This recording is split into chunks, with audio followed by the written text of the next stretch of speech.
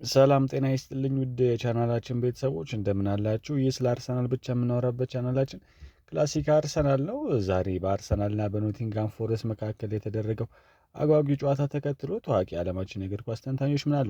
የአርሰናል የዋንጫ ጉዞ ላይ የትላንትና ውጤት ምን ተጽዕኖ ይኖረዋል? ጋሪ ኔቭል የሃራይትና እንዲሁም ደግሞ ሌሎችንም ጨምሮ የታዋቂ ተንታኞች ይዤላችሁ ቀርቤያለሁ።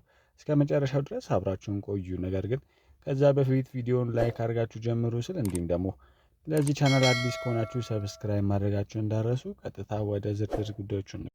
እስኪ በመጀመሪያ ኤአር ራይት ምን አለ የሚለውን ለማየት እንሞክር።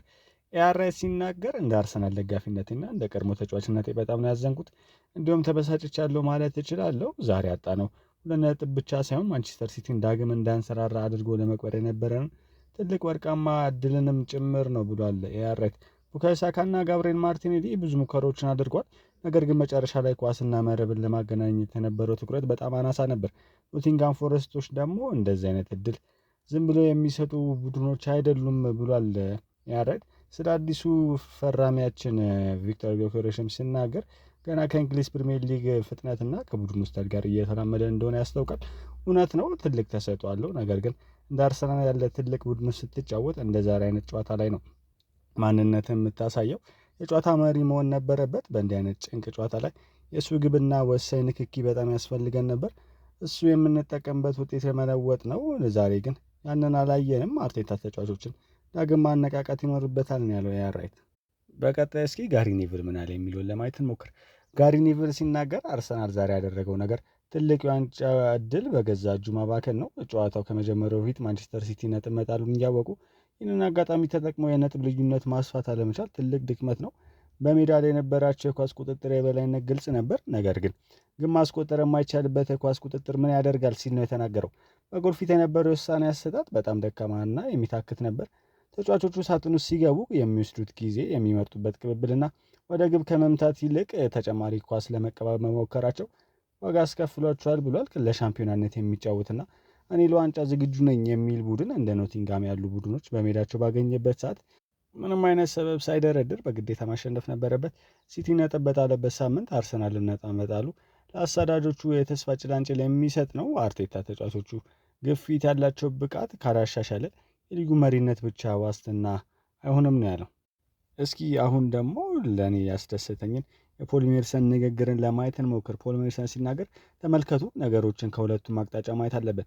በአንድ በኩል አርሰናል አሁንም በ7 ነጥብ ልዩነት ሊጉን እየመራ ነው። ይህ ማለት ደግሞ አሁንም ሹፌሩ ወንበር ላይ ያሉት እነሱ ናቸው። ስለዚህ ደጋፊዎቹ በጣም ተደናግጠው መጨናነቅ ያለባቸው አይመስለኝም።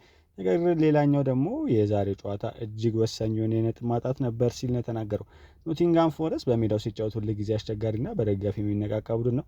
ሲቲ ግራውንድ ላይ ሄዶ ማሸነፍ ለማንም ቀላል አይደለም። አርቴታ በሁለተኛው አጋማሽ ላይ ትኩስ ተጫዋቾችን ቀይሮ በማስገባት የማጥቃት ኃይሉን ለመጨመርና ጨዋታውን ለመለወጥ ቢሞክርም የፎረስት ተከላካዮች ግን እንደ ግንብ ነበር የቆሙት ያለው ሜርሰን። አርሰናል ዛሬ የጎደለው ያ የመጨረሻ ኳስ ነው። ብዙ ጊዜ ወደ ሳጥን ቢቃረቡ የፎረስት ተከላካዮች ግን በምንም አይነት ሁኔታ አልተበገሩም። እንደ አይነት ጨዋታዎች ላይ አንድ ግብ ቀድመ ካላገባ ሰዓቱ እየሄደ ሲመጣ ጭንቀቱ እየጨመረ ይሄዳል። አርሰናል ዛሬ በጭንቀት ውስጥ ሆኖ ነው ሲጫወት የነበረው። አሁንም መሪ ናቸው፣ ግን እንደዚህ አይነት ነጥቦችን እየጣሉ ከሄዱ ሲቲዎች እየመጣን ነው ማለታቸው አይቀሬ ነው ያለው ፖል ሜርሰን።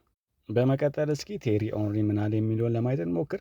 ኦንሪ ሲናገር እንግዲህ በእግር ኳስ ውስጥ መቆጣጠርና ውጤታማ መሆን የተለያዩ ነገሮች ናቸው። አርሰናል ጨዋታውን ተቆጣጥሮ ነበር፣ ነገር ግን ውጤታማ አልነበረም። እኔ ሁል ጊዜ የምናገረው ነገር አለ፣ ጨዋታን ለመግደል ያገኘውን አጋጣሚ መጠቀም አለብን።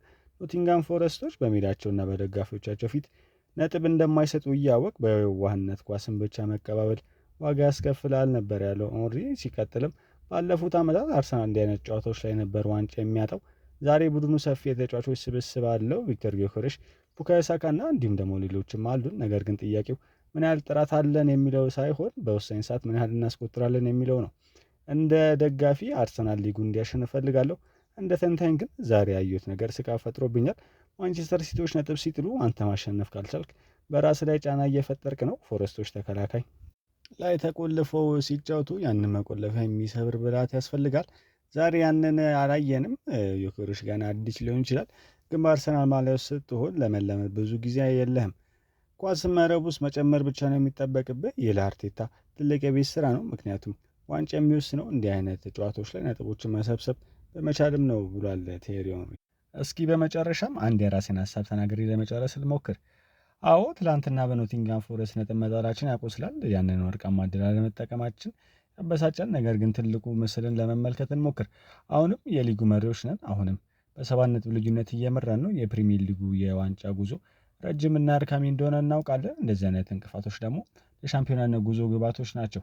ማንቸስተር ሲቲዎች ነጥብ ጥሏል፣ እኛም ነጥብ ጥለናል። ይህ የሚያሳየው ደግሞ ሊጉ ምን ያክል ከባድ እንደሆነ ነው። ነገር ግን ደካማ ቡድኖች በአንድ ሽንፈት ወይም ደግሞ በአንድ አቻ የውጤት ይሰበራሉ። ጠንካራ ቡድኖች ግን ካጋጠማቸው ስህተት ተምረው ለቀጣዩ ጨዋታ በበለጠ ወኔ ይነሳሉ። አሁንም እናስታውስ፣ ዋንጫው የሚወስነው በዛሬ ጨዋታ ብቻ አይደለም። አሁንም እድሉ በእጃችን ነው። አርቴታና ልጆቹ ከዛሬ ጨዋታ ትምህርት ወስደው በበለጠ ጥንካሬ እንደሚመለሱ ሙሉ እምነት አለኝ። ስሜታችሁን እረዳዋለሁ፣ ቁጭታችሁንም እጋራለሁ። ነገር ግን መድፈኞቹ ተስፋ አይቆርጡም፣ እኛም ደግሞ ተስፋ አንቆርጥም። እንግዲህ የዛሬ ዓመት ካስታወሳችሁ ከ21 ጨዋታ በኋላ በ7 ነጥብ ነው ከሊቨርፑል ጋር ስንለያይ የነበረው። በመጨረሻም ሊቨርፑል አሳክቶታል። ዘንድሮም የሊጉን ዋንጫ የማሳካት ከሲቲ ይልቅ እኛንም ከፍተኛ እድል ያለ ለማለት እፈልጋለሁ። ለዛሬ የነበረን ዝግጅት የሚመስል ነበር። ቪዲዮን ከወደዳችሁት ላይክ፣ እንዲሁም ደግሞ ለዚህ ቻናል አዲስ ከሆናችሁ ሰብስክራይብ ማድረጋችሁ እንዳረሱ።